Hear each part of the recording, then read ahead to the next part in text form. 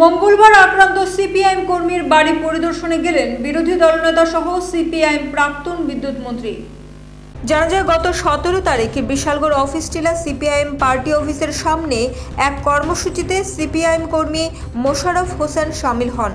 করিমুড়া এলাকায় সিপিআইএম কর্মী মোশাররফ হোসেনের অনুপস্থিতির সুযোগে বাড়িতে একদল দুষ্কৃতিকারী সংঘবদ্ধভাবে হামলা চালায়, লুট করে নিয়ে যায় স্বর্ণালংকার সহ টাকা পয়সা।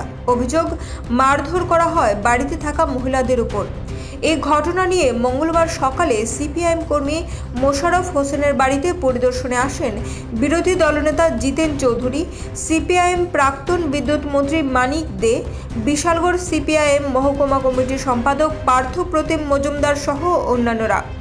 এদিন পরিদর্শনের শেষে বিরোধী দলনেতা জিতেন চৌধুরী বিশালগড় থানার ওসি সঞ্জিত সেনকে কড়া হুঁশিয়ারি দেন। এই ধরনের ঘটনা চলবে না।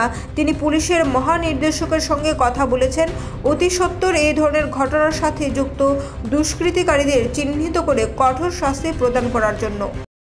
এই করিমুড়া গত 17 তারিখে আমাদের একটা কর্মসূচি ছিল পার্টি অফিসে।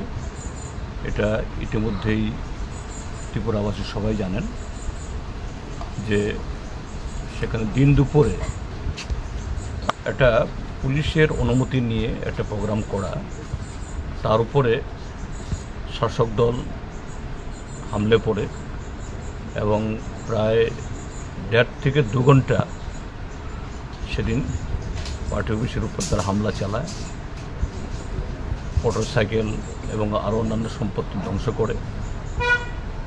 সেখানে আমাদের লোকজন খুব বেশি ছিল বলে সেদিন পার্টি অফিসের ভেতরে ঢুকতে পারেনি, কিন্তু বাইরে থেকে যতটুকু ক্ষতি করা যায় সেদিন করেছে।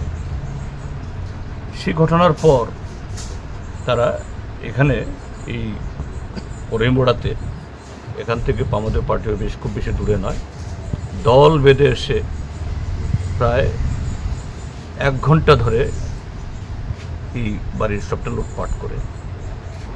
এই পরিবারে একটা ছেলের বিয়ের সমস্ত আয়োজন চলছিল।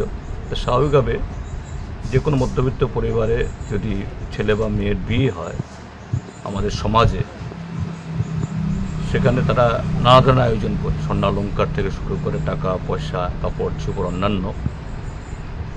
আমরা আজকে দেখেছি সব কোটি আলমারি, সব কোটি লকার এবং অন্যান্য এগুলি যেগুলো লুট করে নিয়ে যাওয়ার মতো আছে সেগুলো নিয়ে গেছেই, আর বাকিগুলোকে বের করে এগুলোকে নষ্ট করে জল টল ঢেলে দিয়ে যাতে এটা ব্যবহার না করতে পারে।